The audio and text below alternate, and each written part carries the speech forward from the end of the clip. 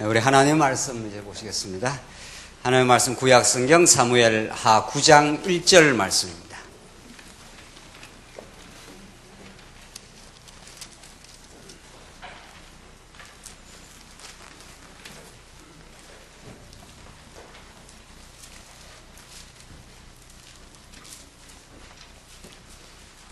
하나님의 말씀 구약성경 사무엘하 9장 1절 말씀입니다. 이 차이신 줄 알고 봉독 드리겠습니다. 다윗이 말하기를 사울의 집에 아직 남은 사람이 있느냐? 내가 요나단을 위하여 그에게 호의를 베풀겠다라고 하였다. 사울의 집에 시바라는 이름의 종이 있었는데 사람들이 그를 다윗에게로 데려오므로 왕이 그에게 내가 시바냐 하고 물으니 그가 제가 왕의 종입니다 라고 대답했다. 왕이 사울의 집에 아직 남은 사람이 없느냐? 내가 그에게 하나님의 은총을 베풀고자 한다라고 하니 시바가 왕에게 말하기를 요나단의 아들이 하나 있는데 두 다리를 다쳐서 저는 자입니다 하였다. 왕이 그가 어디에 있느냐 하고 그에게 물으니 시바가 왕에게 말하기를 보십시오. 그가 로드발에 있는 암미엘의 아들 마길의 집에 있습니다 라고 하였다. 다윗이 사람을 보내어 로드발에 있는 암미엘의 아들 마길의 집에서 그를 데려오니 사울의 손자이며 요나단의 아들인 무비보셋이 다윗에게 나와 그 앞에 엎드려 절하므로 다윗이 그를 무비보셋아 하고 부르니 그가 대답하기를 보십시오. 제가 왕의 종입니다라고 하였다. 다윗이 그에게 말하기를 두려워하지 마라. 내가 너의 아버지 요나단을 위하여 내게 반드시 은총을 베풀겠다. 내가 내 할아버지 사울의 밭을 전부 내게 돌려줄 것이며 너는 항상 내 상에서 음식을 먹게 될 것이다 라고 하니 그가 절하며 말하기를 왕의 종이 누구이기에 죽은 개 같은 저를 돌아보십니까? 하였다. 8절까지 봉독 드렸습니다. 오늘은 지금 구약 통치언약을 성취해 가시는 하나님의 섭리 가운데 이제 많은 시련의 과정을 거쳐 다윗 왕가가 다윗 나라가 형통하게 되는 하나님께서 다윗 왕가를 형통하게 되는 승리를 구가할 수 있도록 하나님께서 섭리해 가시는 하나님의 놀라운 능력과 은혜의 섭리를 지금 우리가 확인하고 있습니다. 오늘 본문 말씀은 오늘 오전 시간 확인한 대로 이제 이방 대적들을 가는 곳곳마다 하나님께서 다윗이 어디를 가든지 이기게 하시는 그 놀라운 하나님의 승리를 다윗으로 하여금 맛보게 하신 다음 오늘 9장 내용은 아주 놀라운 장면이 나오는데 사울의 후손 무비보셋이라고 하는 두 다리를 저는 무비보셋에게 하나님의 그 은혜의 섭리가 임하는 놀라운 장면을 우리가 지금 확인하게 되겠습니다. 그러니까 오늘 이 본문 말씀, 오전에 말씀드린 대로 어떤 성경의 본문도 그 한 본문을 전체 맥락에서 떼내어서 우리는 하나님을 깨달을 수가 없다. 지금 다윗 왕의 승리, 오늘 사울의 후손에 대한 하늘의 마음으로 그들을 선대해주는 그 놀라운 다윗의 선대의 사건 역시 하나님께서 다윗을 단련시켜 오시고 유다 지파에서 하나님이 세우시는 왕을 세워 하나님께서 다윗 왕국을 건설해 가신다고 하는 하나님의 그 놀라운 권능과 하나님의 자비의 손길을 오늘 이 본문에서 확인할 수가 있습니다. 오늘 여러분과 제가 확인해가는 이 사울의 후손에 대한 선대가 장차 오실 메시아 사건과 우리가 참으로 믿고 의지하는 그리스도 사건과 어떻게 연결이 되고 그것이 여러분과 저에게 어떻게 연결되는가, 그것이 초미의 관심사입니다.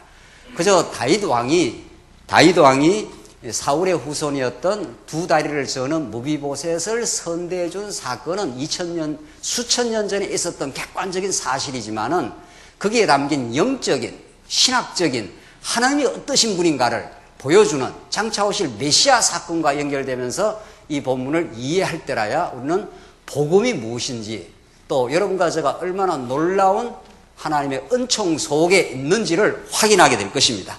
9장 1절로 봉독드린 대로 8절은 다윗이 이제 승승장구 하나님의 승리를 맛보면서 승리한 다음에 사울의 집에 아직 남은 사람이 있느냐라고 하는 이런 의미심장한 그 질문을 던지면서 내가 요나단을 위하여 그에게 호의를 베풀겠다 이렇게 말합니다.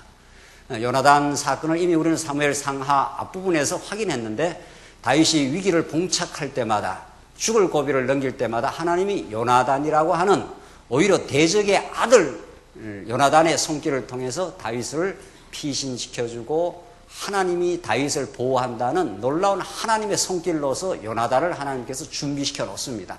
그 미갈도 마찬가지고 사울의 딸 미갈도 마찬가지고 사울의 딸 요나단도 마찬가지죠.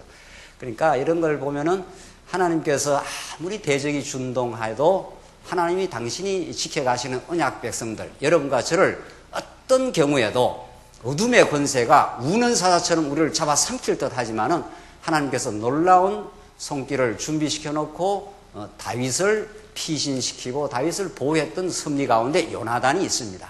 특별히 요나단과 다윗은 굉장히 절친한 그 언약적 우정 관계를 유지하면서 그 앞에서 요나단이 그 다윗에게 그 부탁을 합니다. 요나단은 이미 알았습니다.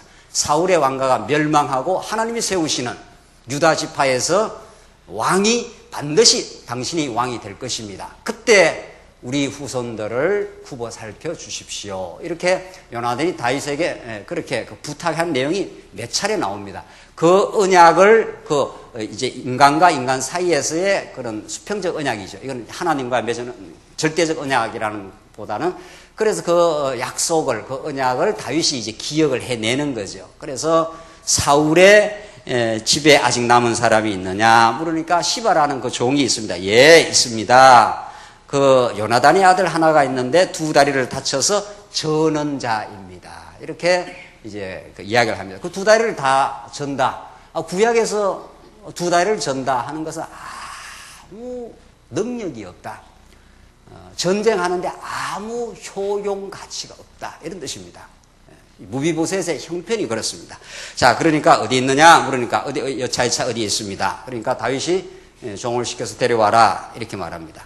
자, 그래서 무비보셋이 이제 승승장구하는 하나님이 다윗을 크게 만드시고 그렇게 초상집 쫓겨다니는 개처럼 쫓겨다녔던 다윗이 이제 하나님의 능력을 힘입어 그의 명성이 자자했다 그랬지 않습니까?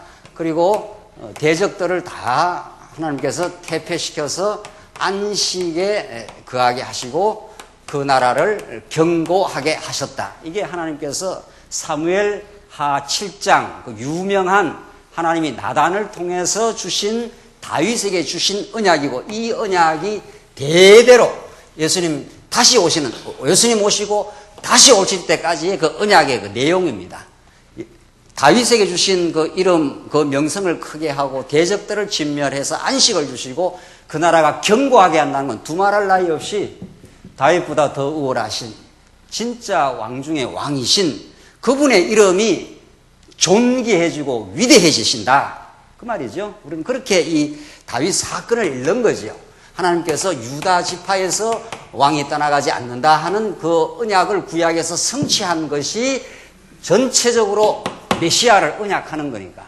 여러분과 저의 진정한 메시아, 왕 중의 왕이신 그분의 이름이 존귀하고 위대하신 거죠.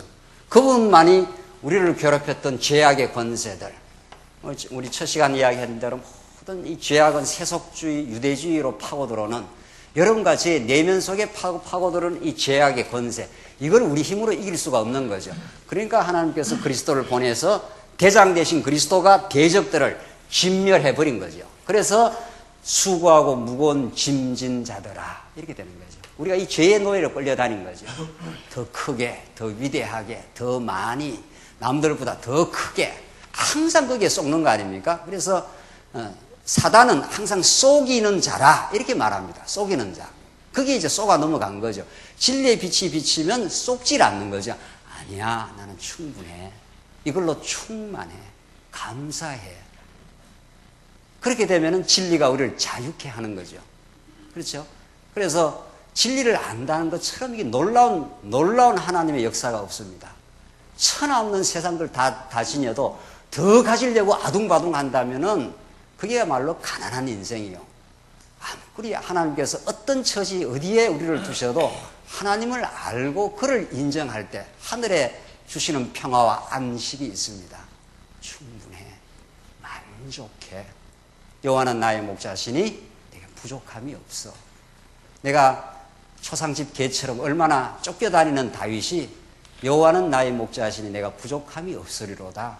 감사해, 이 말이죠. 내 영혼을 소생시키시며 그의 이름을 위하여 우리를 의의 길로 인도하시는도다.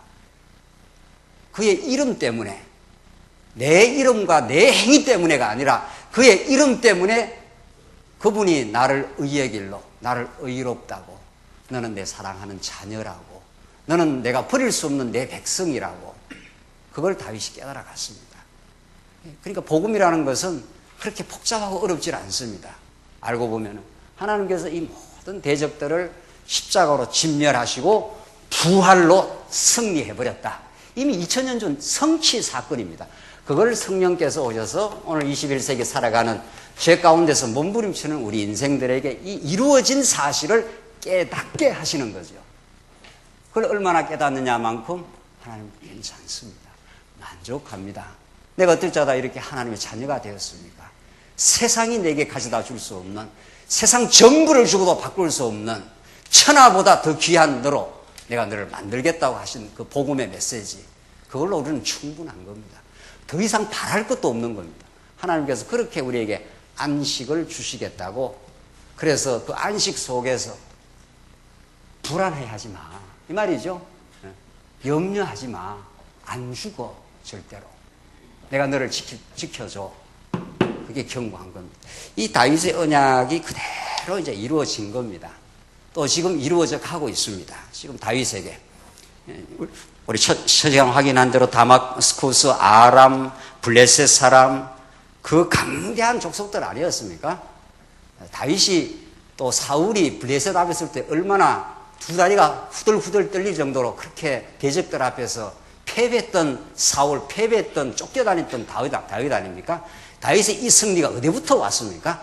여호와 하나님으로부터 온 이 승리를 맛보고 하나님께서 다윗에게 너그럽고 놀라운 하나님의 인애를 허락하셨습니다. 그래서 이제 사울의 후손을 생각하게 됩니다. 무비보셋아, 이러니까 무비보셋이 도대체 이게 웬 은혜냐, 이렇게 되는 겁니다. 무비보셋이 얼마나 불안했겠습니까? 사울 대적들을 하나님께서 전부 다 반역자를 진멸해 갔지 않습니까? 차근차근 진멸했습니다. 하나님께서 대적을 진멸하면서 다윗 왕국을 번창시켜 가는데, 이건 두말할 나위 없이 여러분과 저의 옛사람을 진멸시켜 가고 우리의 속사람을 키운다, 이런 뜻입니다. 구약은 전부 외형적으로 드러나고 신약은 예수 그리스도 안에서 신령한 내면에서 이루어질 사건들이죠. 하나님께서 우리 내면의 허탄한 욕심, 허탄한 두려움, 허탄한 불안함, 이런 것들을 하나님께서 차근차근 무너뜨려 주겠다는 겁니다.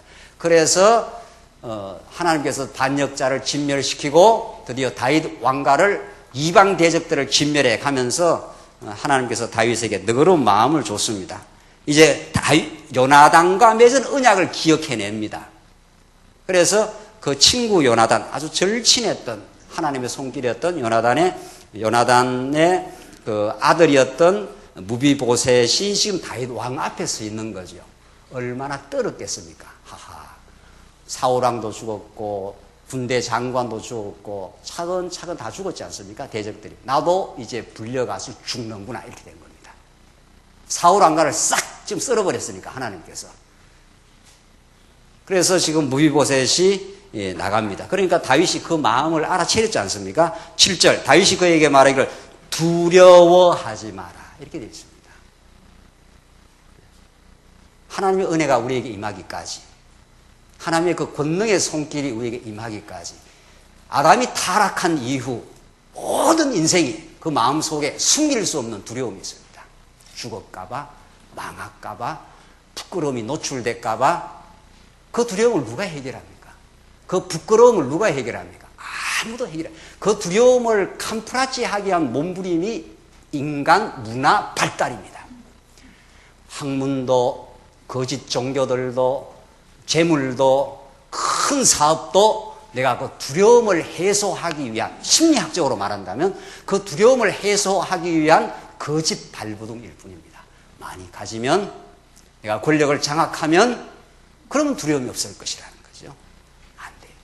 그 모든 허탄한 시도들이 전부 물거품처럼 인류 역사가 증명해 왔습니다. 권력을 가진 자도 늘 혼자 있을 때는 두려워했고, 많이 재물을 가진 자도 그것으로 만족이 없었습니다. 이 두려움을 누가 해소합니까? 아무도 해소 못합니다. 이 대적들을 누가 해소합니까? 하나님의 안식은 약속대로 오신 다윗 왕을 통해서만 참 안식이 옵니다. 수고하고 무거운 짐진 자들아, 네가 그렇게 수고 안 해도 돼. 네가 그렇게 발부도 안 쳐도 내가 너를 지켜줘. 네가 내 앞에서 많은 공로를 안 쌓아도 나는 너를 자녀로 불러줘. 이 말 아닙니까? 그래서 여러분과 제가 이렇게 서 있는 겁니다. 내가 이만큼 교회를 봉사해서 이만큼 죽기까지 봉사해서 여기 서 있는 게 아니라 하나님이 그저 은혜로 죽었던 인생들, 불안과 두려움에 휩싸여 늘 그 내면의 두려움을 외부적으로 캄프라치 해왔던 우리 인생들 많이 가져보고 많이 장악해보고, 그래서 이런저런 보호막과 방패막을 만들어 놓으면은 내가 불안이 없어질까봐 만들수록 더 불안이 있는 거죠. 우리에게는 점점 더 불안이 있는 거죠. 그걸 아무도 해결을 못 해줍니다. 아무도. 석가모니도 해결 못 해주고 공자도 해결 못 해주고 칼 막스도 이 땅에 와서 불안이 없는 땅, 두려움이 없는 땅, 그래서 더불어 잘 먹고 잘 사는 공산사회를 만들어 보자고. 그 결과가 지금 김정일, 김일성, 김정일, 김정은으로 이어지는 저 강고하고 무서운 체제가 만들어져서 온 백성들이 불안이 떠는 나라로, 한 번도 이 땅에 두려움이 종식되는 참 안식의 땅은 없습니다. 예수 그리스도 안에서만 있습니다. 여러분과 제가 예수를 믿는 그 시간, 그분을 참으로 왕으로 인정하는 그 시간, 그분이 십자가에 매달려 우리의 모든 죄악을 종지부 찍은 그날, 우리에게는 하늘의 평화가 이미 이루어졌고 그것을 우리는 지금 깨닫고 있습니다. 두려워하지 마. 지금 다윗이 무비보셋, 그의 대적자, 반역자의 아들 무비보셋을 지금 긍휼을 베푸는 장면이죠. 이건 그리스도가 반역자 여러분과 저를, 우리는 다 하나님을 반역한 인생들인데, 우리는 끝까지 반역하는 인생들인데, 하나님보다 하나님과 같이 되고자 하는 우리 인생들인데 두려워하지 마. 네가 그런다고 되는 게 아니야. 지금 그런 지금 메시지 아닙니까? 내가 너의 아버지 요나단을 위해 내게 반드시 은총을 베풀겠다. 내가 내 할아버지 사울의 밭을 전부 내게 돌려줄 것이며 너는 항상 내 상에서 음식을 먹게 될 것이다. 이게 웬 하늘의 은총입니까? 죽었구나 하고 지금 무비보셋에서 나가는데 내가 반드시 은총을 베풀고 할아버지 사울의 밭도 다 돌려주고 너는 내 상에서 음식을 먹게 된다. 이게 대적의 아들이거든요. 대적 반역자의 아들 그 후손 아닙니까? 이게 누구의 마음입니까? 이게 누구의 마음입니까?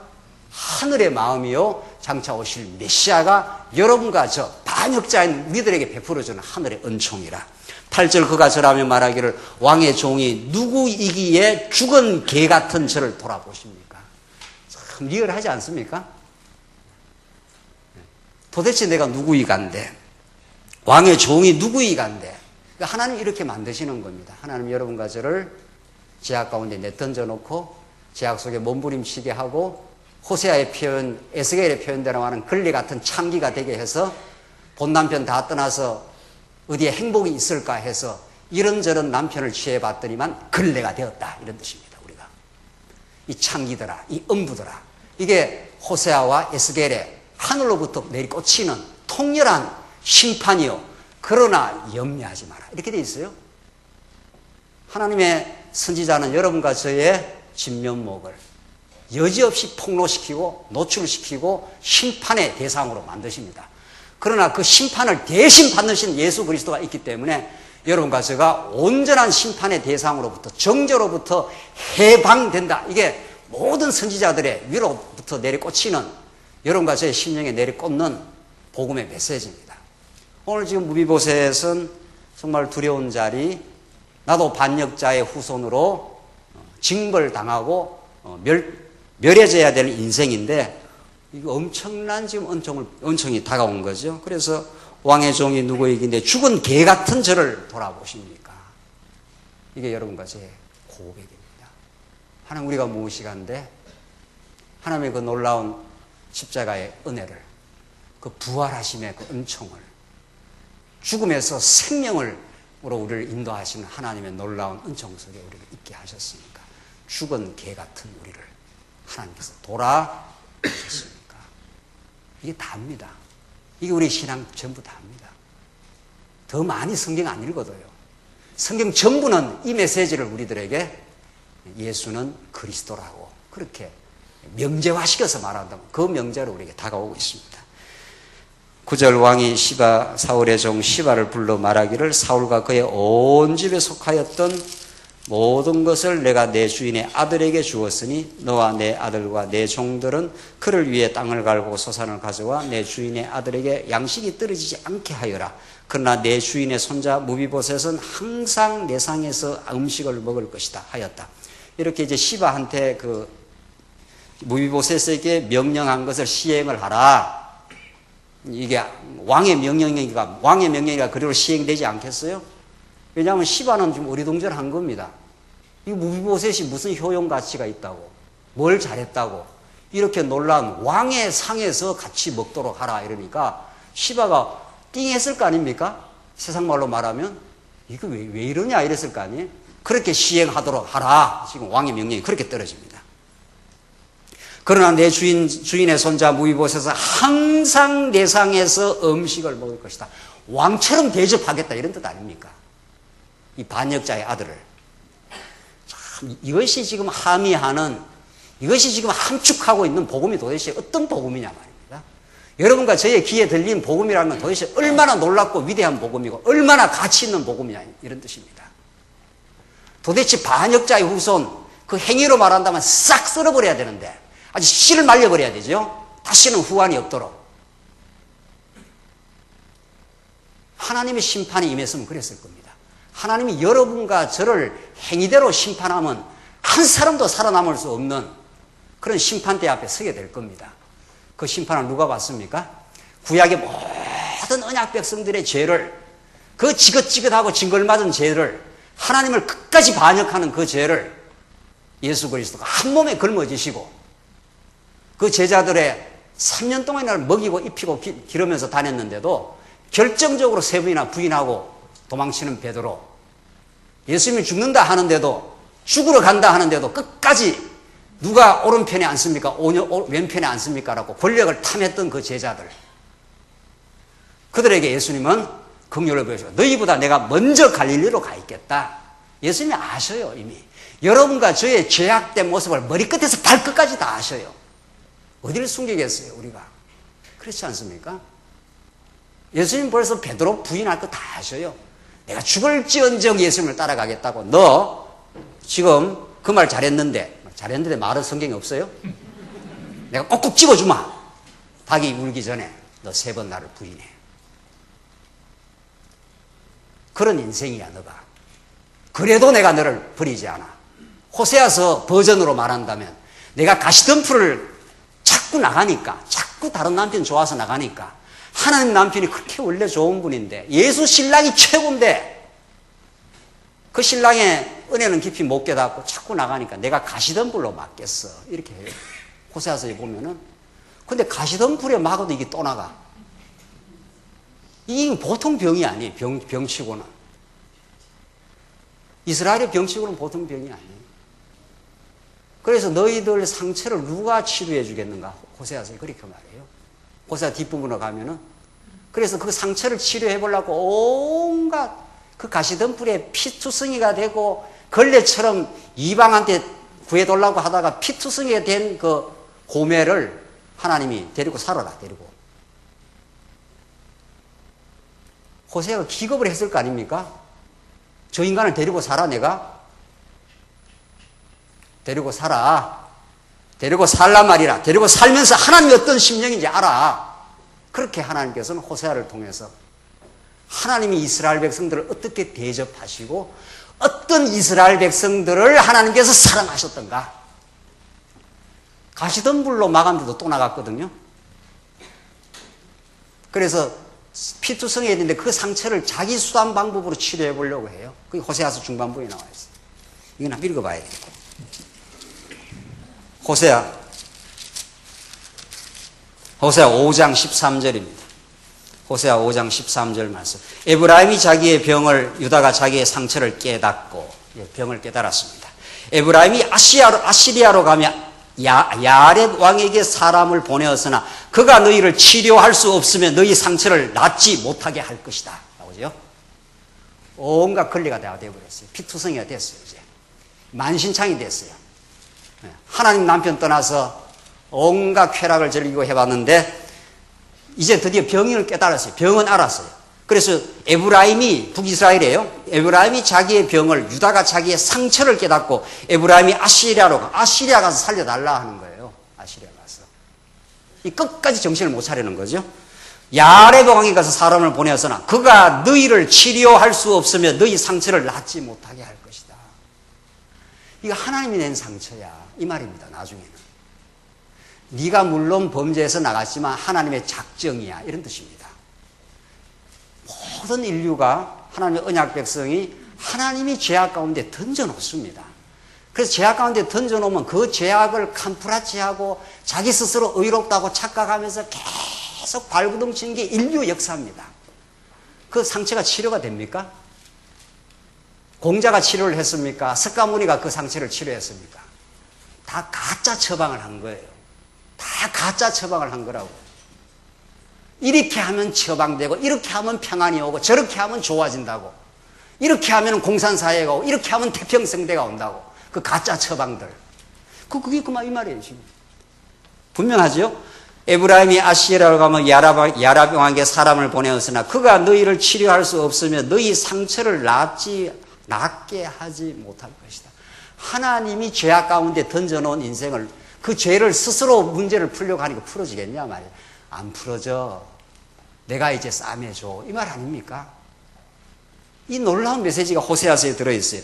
이는 내가 에브라임에게는 사자 같고 나 곧 내가 유다족 속에는 젊은 사자같이 그들을 찢고 떠날 것이므로 내가 빼앗더라도 그들을 구해줄 자가 없을 것이다. 아무도 너희 처지를 구해줄 수 없어.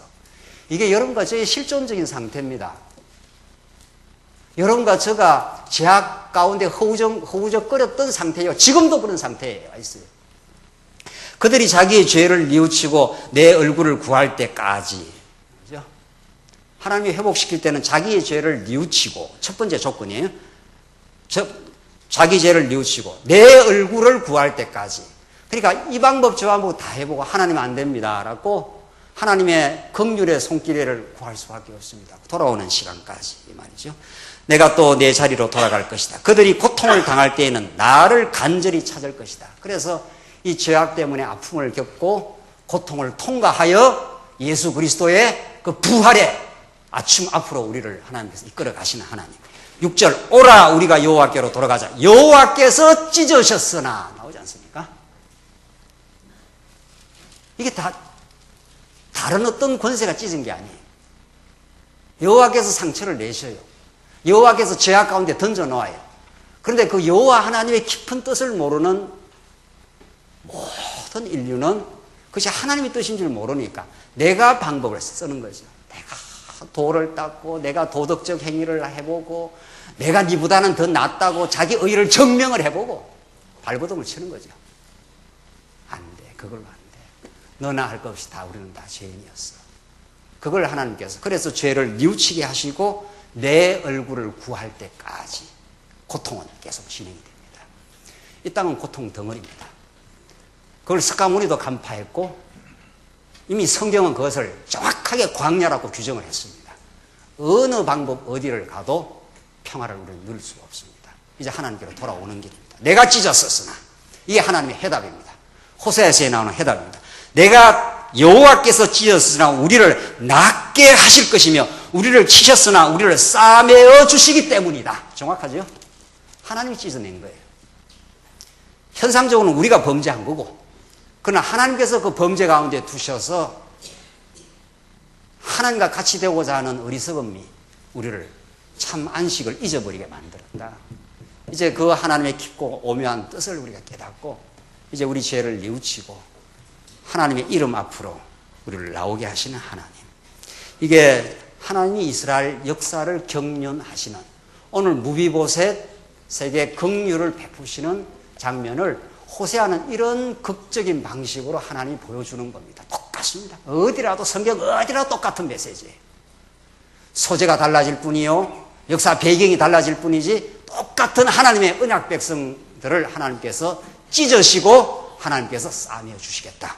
이게 지금 하나님께서 하시는 일입니다. 11절 다시 돌아오면은 사무엘하 9장 11절 시바가 왕에게 말하기를 내 주 왕께서 왕의 종에게 명하신 모든 것을 종이 시행하겠습니다. 다윗이 시바한테 좀 엉뚱하게 지금 생각할 수 있는 시바한테 그래 행하라. 네가 주인이 아니야. 내가 알아서 하는 거야. 네가 볼 때는 무비보셋이 별거 아닌 것 같아도 내가 은총을 베푸면 그가 왕의 상에서 먹게 돼. 이 말이죠. 그래서 어떻게 됐습니까? 무비보셋은 왕의 아들 중 하나와 같이 왕의 상에서 어떻게 해요? 먹었다. 이걸 어떻게 해석해야 됩니까? 이게 누구에 대한 관한 메시지입니까? 이게 누구에 관한 메시지예요? 무비보셋에게 이거 읽으라고 이거 적어놨습니까? 여러분과 제가 읽으라고 이 본문을 기록해 놓은 거 아니에요.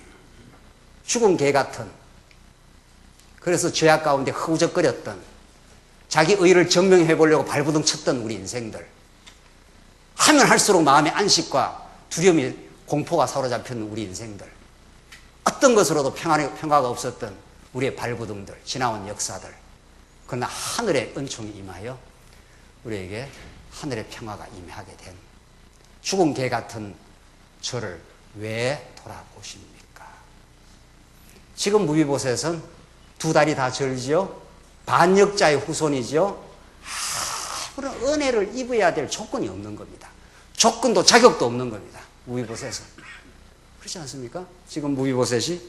그런데 무비보셋이 어떤 지금 지위로 격상이 됐습니까? 어떤 지위로 격상이 된 거예요? 네. 지금 호세아 버전으로 말하면 이 걸레같이 돼버린 이 고멜, 또 나오고 남편을 몇 번이나 못 박아 남편 못을 박아버린 그 고멜을 하나님께서 데리고 살아라. 그 말이죠. 그게 내 심정이야. 그거 인간적으로 하겠어? 너는 못하잖아 그거. 나는 해. 이 말이죠. 하나님께서.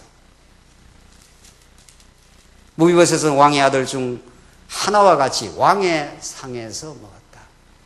여러분과 다 죽은 개 같은 우리 인생들, 행위로 말하면 천분이고 만분이고 심판받아야 마땅한 우리 죄인들, 여러분과 저를 왕의 상에서 먹는 이제 왕 같은 제사장이라, 이런 뜻입니다. 우리가 지금 먹는 이 양식이 어떤 양식입니까? 이게 누가 베풀어 주신 양식입니까? 하늘 보좌에서 예수님과 함께 식탁을 하는 이 찬란하고 복된 이 영적인 이 왕과 함께 양식을 먹는 왕의 아들로 우리를 삼아 주셨다, 이런 뜻입니다. 그렇죠? 예수님이 원래 하나님의 아들이신데 그의 공로로 말미암아 여러분과 저 모두를 하나님의 아들로 입양한 겁니다. 무슨 조건이 있어 입양한 게 아니죠. 우리 사람들도 입양할 때 무슨 조건 때문에 하는 거 아니잖아요. 자기가 그냥 입양하겠다 해서 입양을 하는 겁니다. 그거가 뭐 어떻게 생겼든 그 부모가 누구든 뭐 애가 뭐 문제가 있든 상관없는 거죠. 입양하는 사람은. 하나님께서 그렇게 말씀하십니다. 베드로전서, 베드로가 그렇게 세 번이나 부인하고 다 자괴감이 시달리면서 내 같은 인생이 뭐 예수님 제자라고 이렇게 해서 갈릴리 바다 디베라로 갔습니다. 그래서 고기를 잡으면서 다 쓸모없는 인생이지, 내가 언제 예수 같은 분을 알아서. 그러나 예수님은 그 베드로의 자괴감과 자기 낭만과 그 처절한 그 자리에 예수님 미리 아시고 그물을 던져봐라. 그물에 많은 고기가 잡혔습니다. 그 고기를 가져와서, 예수님 진짜 자비로우시죠? 예수님은 우리한테 말씀만 하는 게 아니고 일단 뭐를 해준다는 겁니까? 요한복음 마지막 장에 나오지 않습니까? 요한복음 마지막 장에 네가 나를 사랑하느냐 물을 때 뭐부터 하시는 거예요? 예수님은 맨입으로 하지 않지 않습니까? 예? 먹여주고 베드로가 얼마나 불안했겠어요. 얼마나 부끄러웠겠어요. 이리 오너라. 괜찮다. 먹어라. 따뜻하게 먹여주고 배가 좀 떳떳해야 사람이 말이 풀어지는 거 아닙니까? 교제할 때 일단 먹여놓고 교제를 해야 돼요. 그냥 맨입에 자꾸 교제를 하니까 교제가 되겠어요? 교제가. 새로운 성도들 자꾸 먹여주고 입혀주는 건 관두고 먹여주고 잘 이렇게 해야 하면서 예수님 그렇게 하셨어요. 예수님. 진짜 예수님은 우리의 마음의 밑바닥을 그 두려움을 그 수치를 훤히 아쉽게 뚫어보시고 평안케 해주십니다. 정말 평안케 해주십니다. 괜찮아. 이 말 아닙니까? 너 나를 3번 부인한 거 내가 이미 알았어. 예언 안 했어 벌써. 예언했지 않았어. 너는 그래도 나는 너를 놓을 수 없어. 이게 언약적 사랑입니다. 이게 성경이 말하는 무비보셋에게 베풀어주는 다윗의 은총은 장차 오실 다윗보다 더 우월하신, 오늘 이 본문에서 우리는 무엇을 읽어야 합니까? 다윗이 그렇게 마음이 따뜻해서 저렇게 무비보셋을 선대했으니까 우리도 그렇게 하자. 이런 헛소리 하면 안 되는 거죠. 그 헛소리, 그리고 그걸 헛소리라고 그러는 거예요. 우리는 못해요. 못함을 인정하고 예수 그리스도가 내 안에서 역사해요. 우리는 못한다고요? 우리 옛사람은 못해요. 내 안에서 역사하시는 예수 그리스도가 행하셔요. 만약 우리가 그런 흉내를 조금이라도 낸다면. 오늘 이 본문은 우리들은 뭘 하라는 이야기가 아니고, 뭐 이렇게 다윗이 선대했으니까 너희도 세상 살면서 선대하라 이 말이 아니고, 다윗보다 더 우월하신 진짜 왕 중의 왕으로 오신 그분이 죽은 개 같은 여러분과 저를 선대해 준다 이런 뜻입니다. 복음을 들어야 될 거 아닙니까? 우리가 성경에서 이 언약의 복음을 들으면 우리는 모든 우리 지난날 방황과 모든 것이 종식됩니다. 이제 죽은 개 같은 우리를 돌아보시고 왕의 아들 중 하나와 같이 왕의 상에서 먹었다. 이건 에베소서 버전으로 말하면은 에베소서 2장 말씀에 따르면은 예수님이 하늘 보좌에서 이 땅에 오셔서 만물보다 위에 계신 교회의 머리가 되시고 여러분과 저를 하늘 보좌에 앉히셨다. 에베소서 2장이 그렇게 말해요. 그 집에 가서 찾아보십시오. 이미 또 알고 계시는 것이면. 이게 이제 믿음으로 바라보는 여러분과 저의 신분입니다. 현실로 바라보는 우리의 삶은 여전히 광야에서 시달리고 이 거친 세상 살아가느라고 부딪혀야 하고 때로는 갈등을 일으켜야 하고 때로는 몸부림치는 세월이 있지만은 하나님은 이미 여러분과 저를 만세전 창세전 자녀로 삼았을 뿐 아니라 이미 여러분과 저를 하늘 보좌에 앉히시니 에베소서 2장에 그렇게 말하고 있어요. 그게 오늘 이 본문 말씀 아닙니까? 구약에는 반역자의 아들이요 아무 쓸모없는 두 다리를 저는 무비보셋에게 그 말이죠. 하나님 나라에는 아무 쓸모없는 사람들이 가장 대접을 받는 겁니다. 이 세상적으로 말하면 가장 쓸모없는 우리 인생들이 하나님 나라에는 가장 고귀한 대접을 받는 겁니다. 하나님이 그렇게 해놓았습니다. 우리를.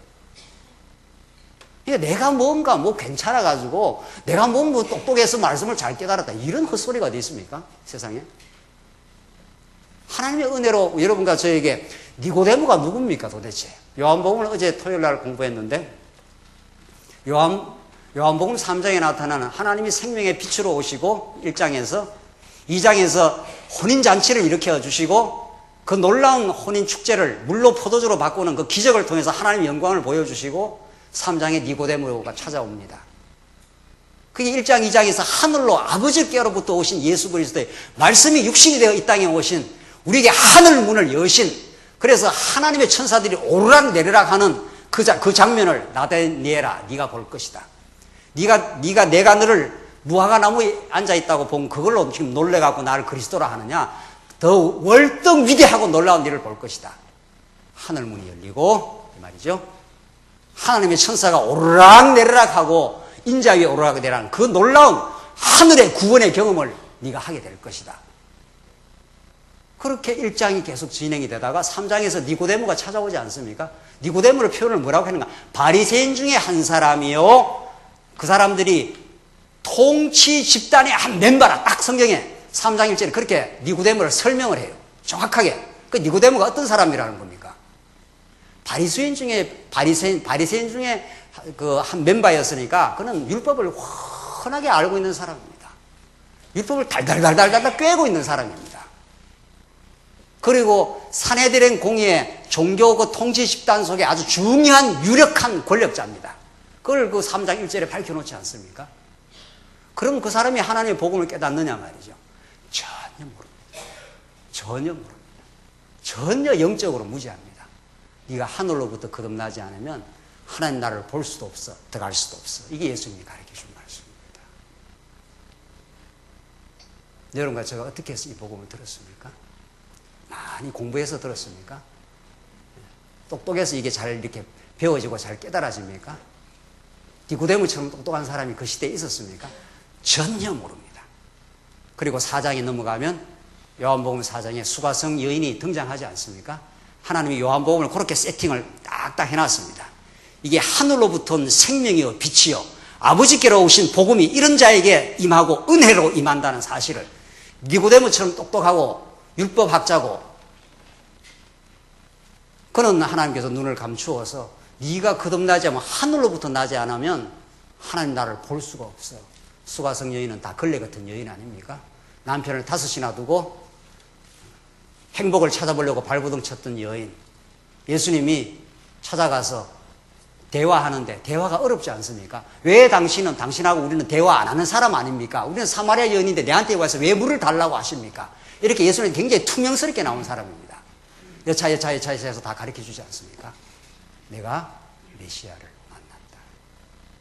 그렇게 하늘의 복음은 구원 얻을 것 같지 않는 수가성 여인에게 구원이 임하고 똑똑하고 날고 기는 니고데모에게는 하나님께서 하늘의 영적인 문을 닫아버리게 해요. 이게 하나님의 주권입니다. 여러분과 저는 어느 편입니까? 어느 쪽에 서 있습니까? 지금 무비보셋에서 똑같은 메시지. 성경 어디를 봐도 똑같은 메시지. 성경 어디를 봐도 하늘에 이미 작정되고 계획된 하나님 나라는 하나님의 주권적인 은혜로 이 땅에 임하게 하시겠다. 그래서 무비보셋은 왕의 아들 중 하나와 같이 왕의 상에 선 겁니다. 세상에 이렇게 놀랍고 위대한 은혜가 있습니까? 그러니까 여러분과 제가 뭐라는 겁니까? 이제 우리 신약적 버전으로 재해석을 하면 여러분과 제가 뭐라는 겁니까? 왕의 뭡니까? 그러니까 왕의 그 식탁에서 먹는 사람이 누가 왕의 식탁에서 먹을 수 있습니까?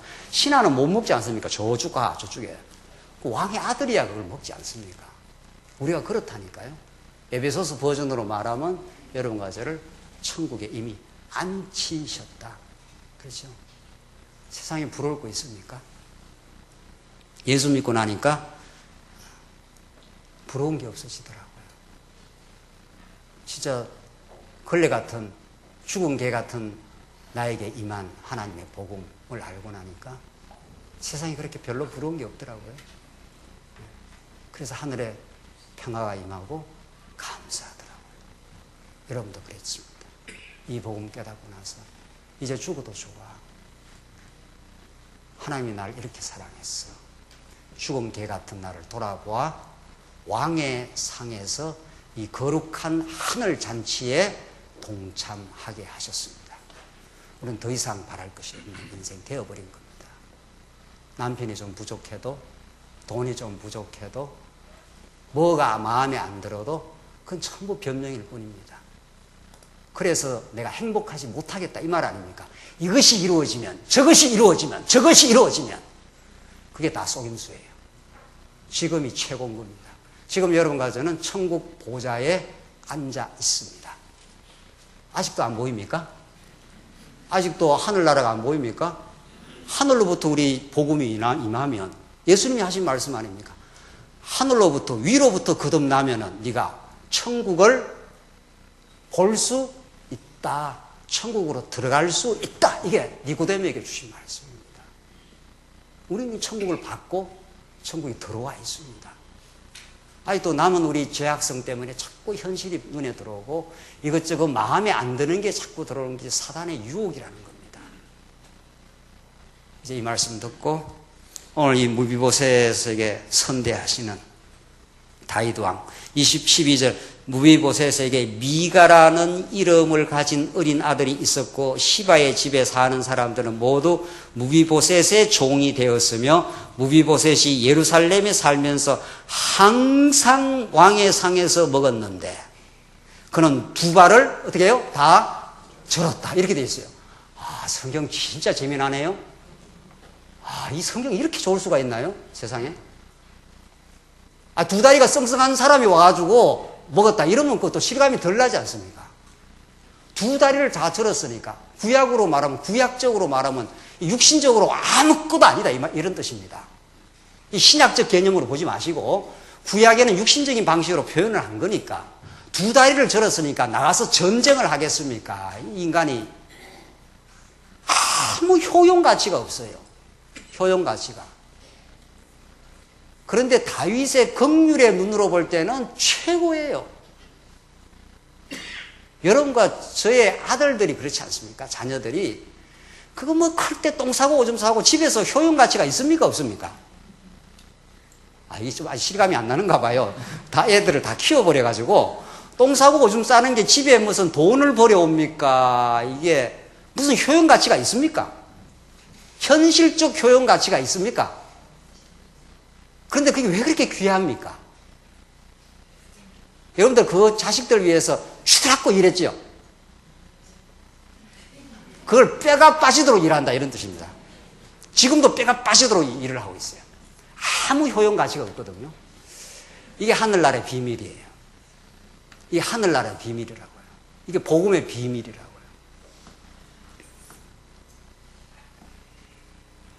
아무 효용 가치 없던 우리 인생들에게 예수님이 찾아오시고 그 영원한 언약적 사랑을 확증하시고 우리를 이제 복된 인생으로 하나님 나라의 일꾼으로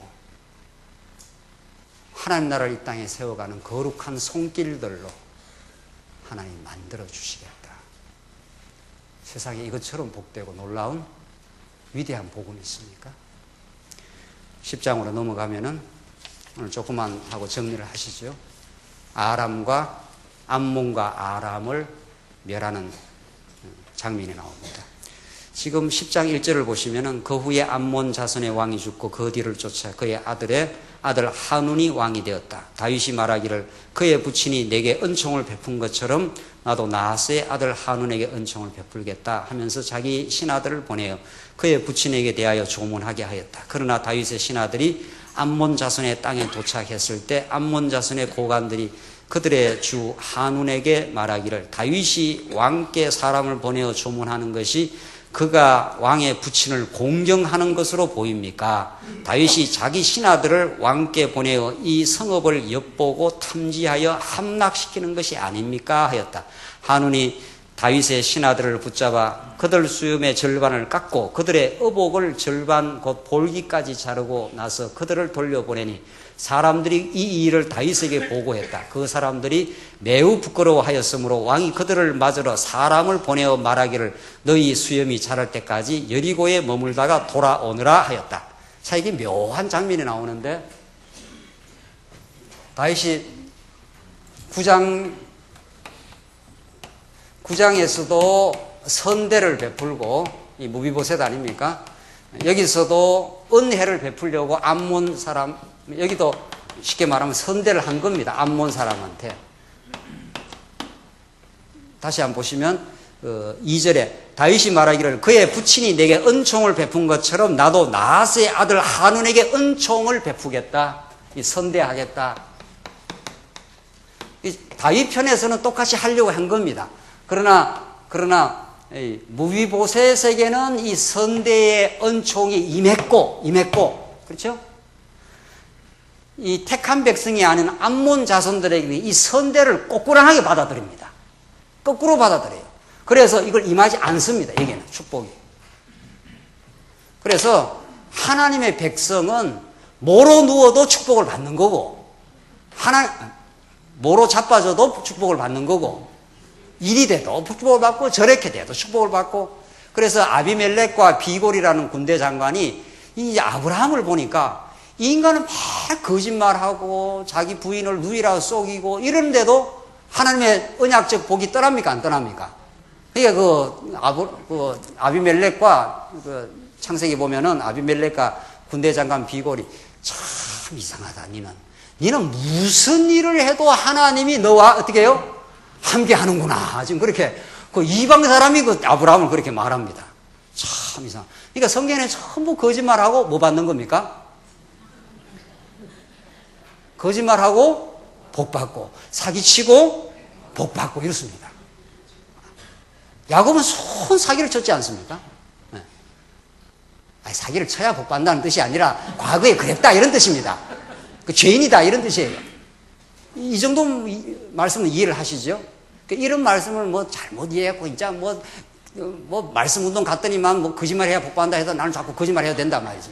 이런 그 어린아이 같은 이야기는 아닌 거죠.